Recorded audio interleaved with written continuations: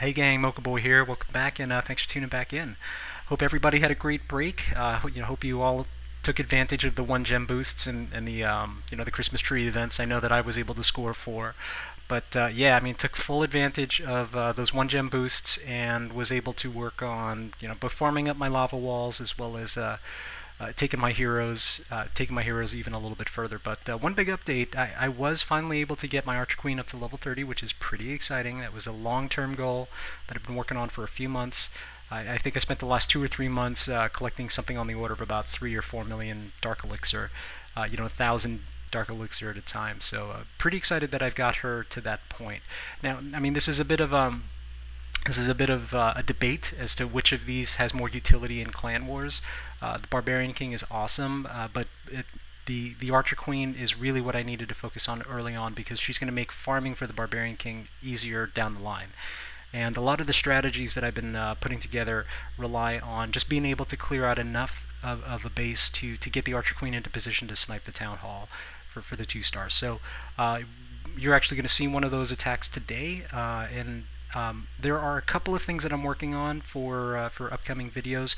One of them is going to be a follow-up to the base design video that I put out, just to show you how the base that I designed actually worked.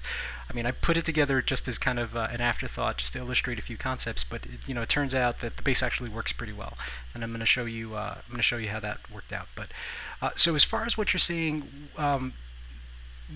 what we're doing right now is I took the entire Town Hall 10 team and I split them off into a TH10 Bootcamp clan. So just the 10 of us in here, just so that we can focus on some experimental attacks and kind of diagnosing where we're weak. And because if you're the leader of your clan, or if you're the primary strategist in your clan, you probably know as well as the next person that it's almost impossible to come up with 50 battle plans every clan war, and that can get both exhausting and grating, like to have to come up with that many plans. So I made the decision to just grab the entire Town Hall 10 team so that we could come into one place and just focus on developing out our strategies in a no pressure environment, and most importantly, no distractions.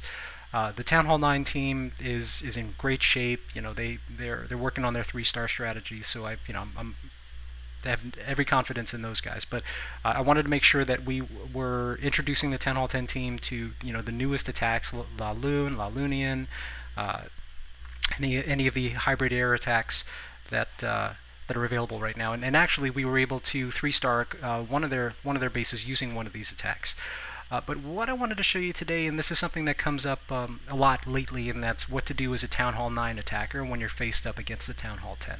So there's a couple of things in play here when you're in this position, but there's a couple of different ways to approach this problem. A lot of people say, just cook up, go wee wee, or cook up, go wipe, and then just go and attack a base. And what I want you to do is kind of think about it from a different perspective, and that's pick a base and then see if you can pick it apart using different types of troops, and then sending in a light coring team to take out the town hall. So this is kind of a reverse method for building an army, a custom army composition. It's put the strategy down first and then build the army to fill that strategy. Now in this case, this was the base that I picked. It's design-wise, it's definitely got some issues that I could exploit. First one being that the Inferno towers were set to multi-target as well as single, so that gave me a good attack route into the building, into the core of the base. But the process that I apply for attacking Town Hall 10s goes something like this. First question obviously is, how do you handle the lure? But then after that, the most important part of the strategy is, how do I free up percentage? And by that I mean, how do you expose buildings and entire swaths of buildings to, say, 1 minion to go in and clean up? And the answer to that is by taking out these archer towers. So my focus for attacking this base was taking out this archer tower, this archer tower, this archer tower, and this one down here. And the way that I did that was, so step number 1 was going to be take out this archer tower plus lure the clan castle, and I did that with 1 giant and 3 hogs.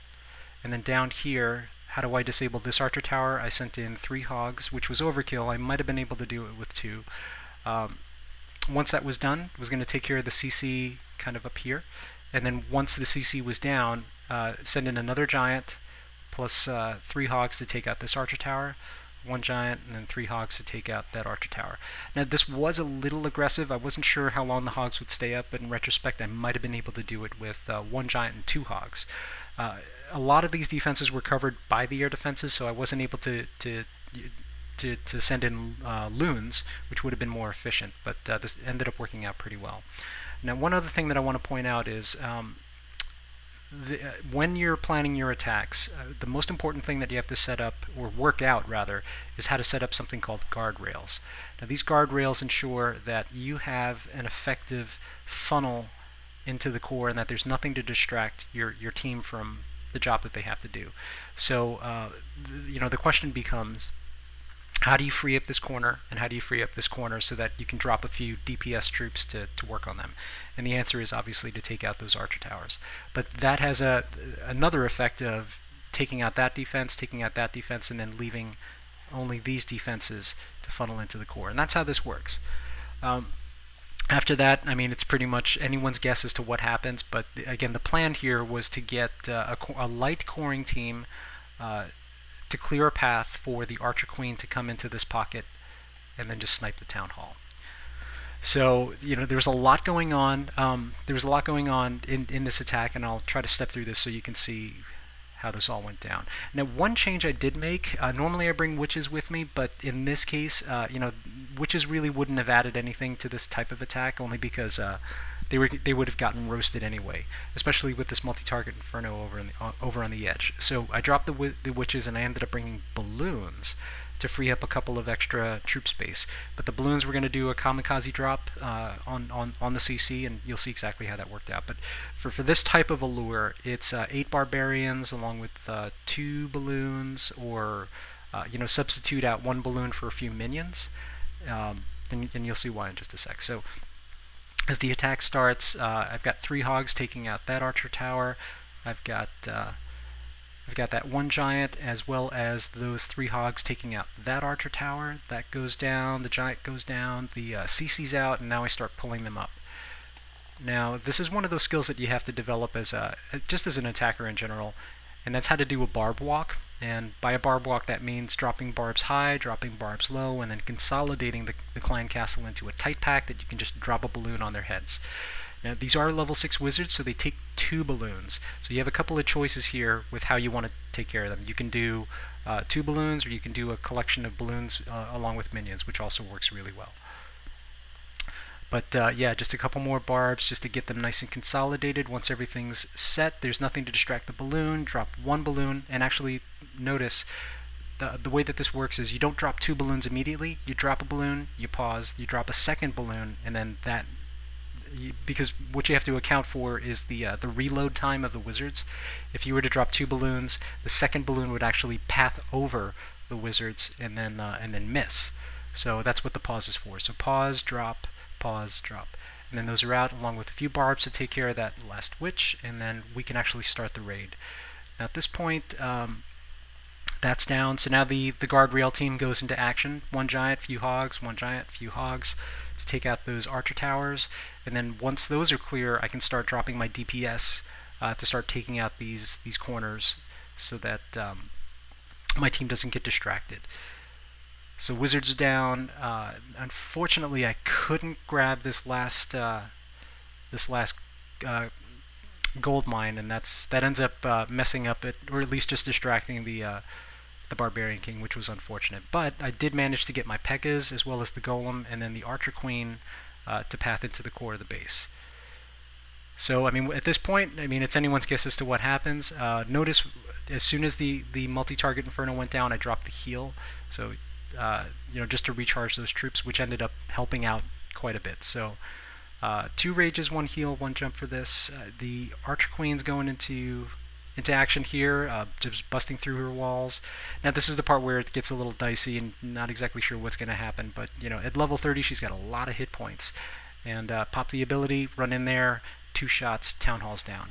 Now while that's happening, I've already started dropping my minions along the exterior of the base to start soaking up that free percentage. But I'm already at 49% without even them going into going into action. So I mean, at this point, it's just sitting back and collecting free percentage until the clock runs out. So yeah, again, it's kind of a counterpoint to building armies. I know that a lot of people will go with the standard, one goal or two golem and three pekkas, but in this case, one golem and three pekkas was more than enough to take out that core, along with my heroes. And then obviously, as my barbarian king comes up in level, he'll be able to contribute more. But really, the break point for when the barbarian king becomes really useful is right around level 20. Right now, he's still useful, but he'll get even beefier and higher DPS as he goes up in the ranks. So yeah.